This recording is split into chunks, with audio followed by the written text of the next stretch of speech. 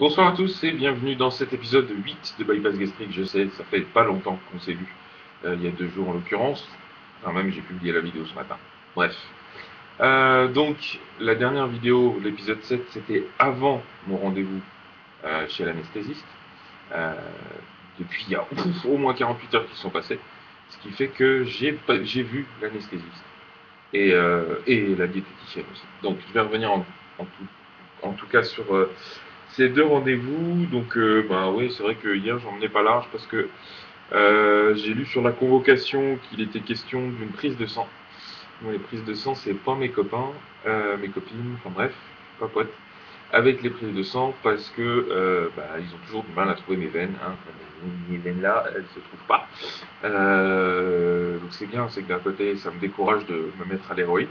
C'est déjà ça, ou en tout cas en intraveineuse. Mais voilà, c'est toujours la galère pour trouver mes veines. La dernière fois qu'ils m'ont fait la prise de sang en février, une infirmière qui avait l'air pourtant expérimentée, hein, jugée par son âge apparent, a galéré comme pas possible pour me trouver cette foutue veine. Elle s'est pris à 3 fois, elle voulait changer de bras. Moi, je tournais de l'œil, je passais au blanc. Oui, je sais, un grand galère comme ça qui supporte pas les aiguilles, ça fait bizarre. Mais pourtant, euh, elle s'est bien foutue de ma gueule. Vous êtes sûr que ça va, monsieur? Non, parce que vous êtes en train de nous faire toute la quinzaine du blanc, là, et si vous tombez dans les pommes, oui, je sais, je vais casser du matériel. Bref, donc, tout ça pour dire, j'avais un petit peu d'appréhension par rapport à ça. En plus, du coup, moi, je vais pas manger le matin parce que, même si c'était pas précisé, je préférais rester à jeun pour la prise de sang. Et puis donc à l'hôpital, ils m'ont d'abord fait passer l'électrocardiogramme. Alors ça, comme une lettre à la poste, hein, je crois que c'était la première fois que j'en faisais un, je savais pas trop à quoi m'attendre, mais rien de bien folichon. Hein. Ça fait toujours un peu peur parce qu'au final, en 3 secondes, il a imprimé un truc sur son bout de papier et on ne sait pas ce qu'il y a derrière. Mais voilà, sachant que j'en avais probablement jamais eu, ou en tout cas pas dans mon souvenir. Donc on ne sait pas. Hein, si j'ai un pote il y a 20 ans comme ça qui allait pour une affection, pour se préparer à une opération qui avait rien à voir avec son cœur, et puis finalement ils lui ont trouvé une grosse malformation cardiaque, et finalement il a dû se faire opérer du cœur avant de se faire opérer du reste.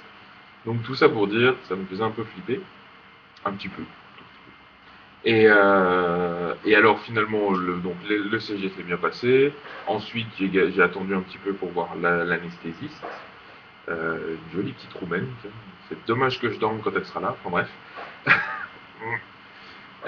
Oui, je reprends déjà confiance en moi. Ah euh, non, mais voilà. Donc très sympathique. Elle m'a posé plein de questions. Je disais oui, non, oui, non. C'était assez.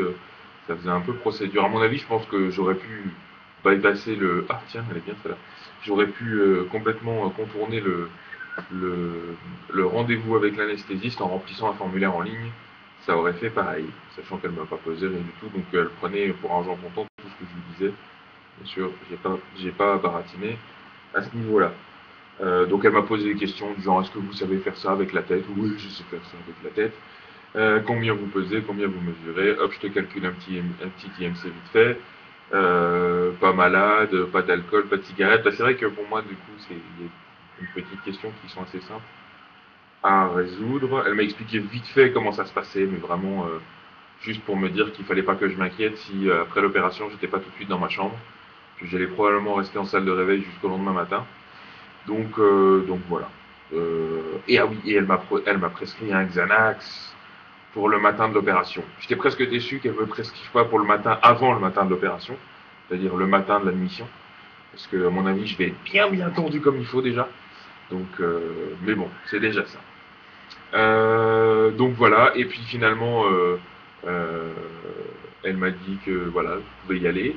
Mais je lui ai dit, mais il n'y a pas de prise de sang, parce que j'ai vu tout le monde qui est sorti de cabinet qui allait prendre une prise de sang. Elle me dit, non, non, pas besoin, on vous en a déjà fait une en février, et puis là, vous êtes en bonne santé, donc oui, je sais, je suis en bonne santé. Alors qu'est-ce que je fais là? Non, je plaisante. Évidemment, j'étais juste content d'avoir skippé cette prise de sang. Donc voilà, je suis sorti un petit peu tout guiré avec un petit peu soulagé.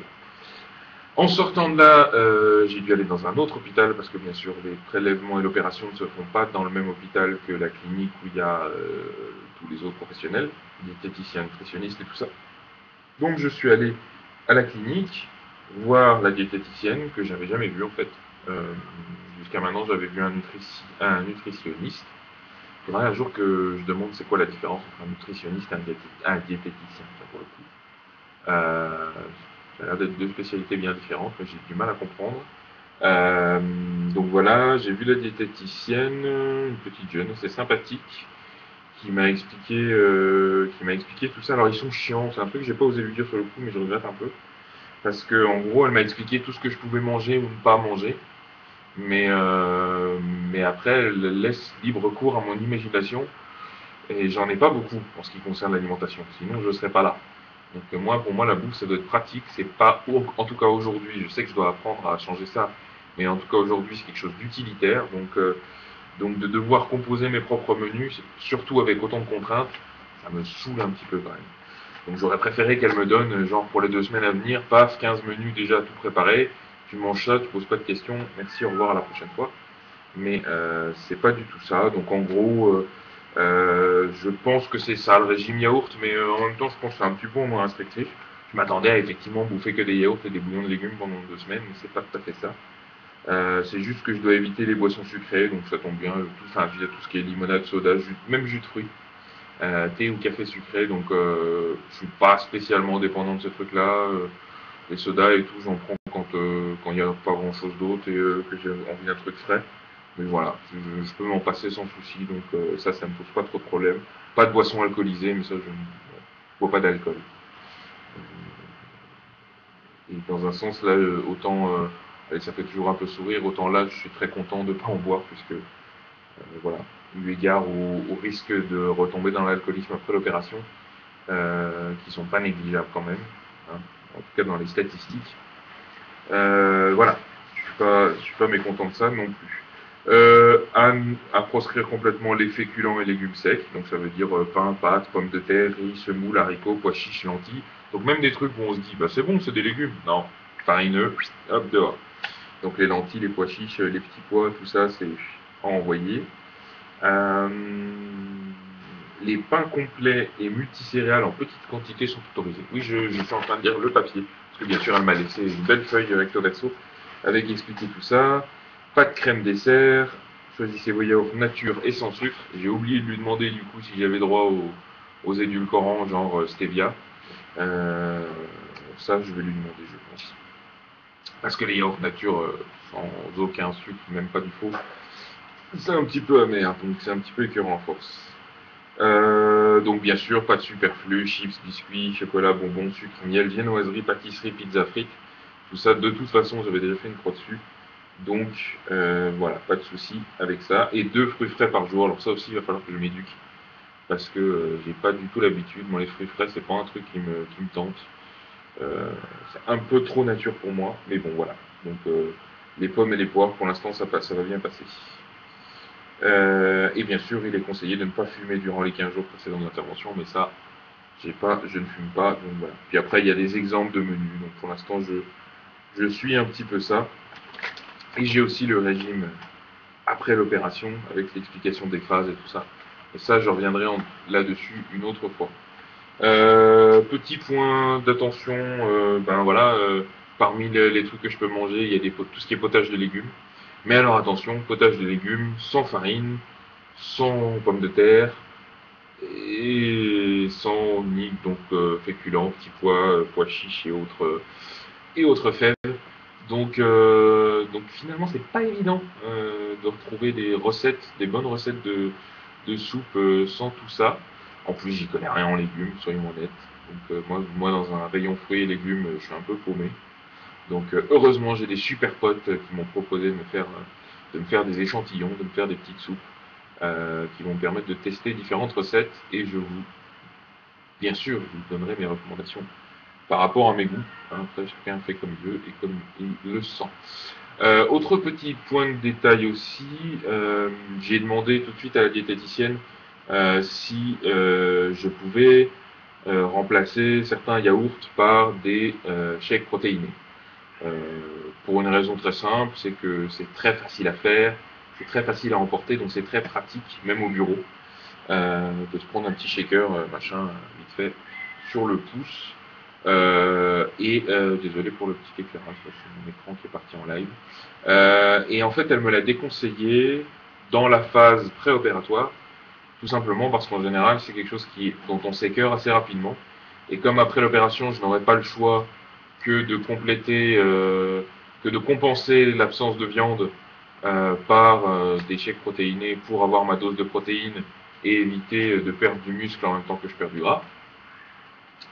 Du coup, elle m'a déconseillé de faire les shakes protéinés, même si c'est possible, ne serait-ce que voilà, pour éviter d'être écœuré trop rapidement après l'opération et d'avoir du mal à tenir les 3 semaines en liquide, sans viande et tout ça.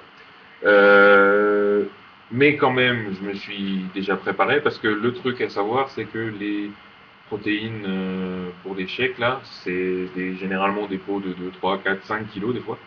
Donc acheter des pots comme ça qui peuvent coûter entre 30 et 50 euros, il faut savoir qu'on aime. Euh, Ils ont plusieurs goûts. En l'occurrence, c'est pas évident de trouver du choix partout. Dans les magasins de sport, c'est généralement limité à la vanille et chocolat. Peut-être des fois la fraise, mais voilà. Euh, donc il faut trouver des goûts qui sont plaisants. Et puis il faut trouver aussi la fameuse poudre protéinée sans goût pour mettre dans les soupes, pour mettre dans des trucs comme ça. Parce que voilà, ça permet aussi d'avoir sa dose de protéines. Donc là, j'ai trouvé, elle m'a conseillé un magasin à Bruxelles. Pour ceux qui sont à Bruxelles, ça s'appelle Sport et Nutrition. C'est dans la rue du Lombard, derrière la bourse. Voilà. Pour ceux qui sont à Bruxelles. Et alors, il a un choix gigantesque, le gars. Le magasin est tout petit, mais les pots s'empilent dans tous les sens. Et ils ont beaucoup de choix. Et pour le coup, l'avantage de ça par rapport à une commande sur un site internet, c'est que j'ai réussi à avoir des échantillons. Donc, c'est des petits échantillons, c'est des demi-doses en fait. Donc, dans une demi-dose comme ça, il y a 22-23 grammes de protéines en fait, à peu près. Euh, et donc voilà, ça permet déjà de tester les différents goûts. En l'occurrence, il n'avait pas des échantillons pour tous ces goûts. J'ai eu droit à vanille, chocolat et chocolat au lait, en gros. Donc je teste ça quand même vite fait depuis hier. Je remplace quand même de temps en temps un yaourt par ça. Oui, depuis ce matin en fait. Euh, et donc voilà, c'est pas dégueulasse, ça se dilue bien, il n'y a pas de grumeaux. Tout à l'heure, j'ai même testé mon premier smoothie, parce que du coup, je me suis équipé. J'ai pris un bon blender. Donc, j'ai jeté quelques fraises là-dedans, un peu de fromage blanc allégé, enfin, sans trop de gras, j'ai plus c'est 0 ou 20%, enfin bref. Un peu de fromage blanc, quelques glaçons, parce qu'il faisait très très chaud, et un sachet de protéines. Et ben, c'était super bon. Donc, je me referai ça en guise de goûter. Ça permet de mélanger un petit peu les fruits, les protéines et le lait. Voilà, donc ça s'est bien passé, donc le régime a bien démarré. Du coup, je vais en profiter pour ajouter au bout de cette vidéo mes premières photos avant, puisque finalement ce matin c'était probablement enfin très sûrement même, j'étais à mon poids maximum de toute ma vie, j'espère. 180, 179, pardon, pour les Français, 179,9 pour être exact. Euh, donc voilà, j'ai repris 2 ou 3 kilos par rapport à il y a quelques mois où j'ai commencé la démarche. Donc c'est un fait. Maintenant, il n'est plus question de reprendre jusqu'à la Saint-Glinglin. Euh, donc j'ai commencé à traquer ça dans l'application Whitelings. Je vous parlerai un petit peu des différentes méthodes de tracking que j'utilise, parce que je suis en train d'en tester plusieurs en parallèle en fait. Donc je vais vous mettre la photo. Donc je démarre avec un IMC de 52,6. Et mon objectif de poids, puisqu'il est temps d'en fixer un, mon objectif de poids au 4 juillet 2014, c'est-à-dire un an après l'opération, c'est 100 kg. Voilà. Si j'arrive à faire 100 kg, pour moi, il y aura déjà un premier objectif atteint. On verra si d'ici là, j'ai envie de le redéfinir. Mais en tout cas, je serai déjà très très content si j'arrive à redescendre de 80 kg. Ce qui est déjà pas une mince affaire quand même. Ce qui est déjà un peu ambitieux par rapport aux statistiques sur l'opération. Mais donc voilà, la vidéo est un peu longue, je vais l'arrêter là. Comme d'habitude, le blog bypassgastrique.fr en un seul mot, le site internet, pardon, la page Facebook, facebook.com/bgastrique, le compte Twitter bypassgastrique, l'adresse email bgastrique@gmail.com pour toutes vos remarques, questions, commentaires et jets de pierre en tout genre, cailloux, gravillons et autres joyeusetés. Voilà. Merci d'avoir suivi cette vidéo jusqu'au bout et à bientôt. Au revoir.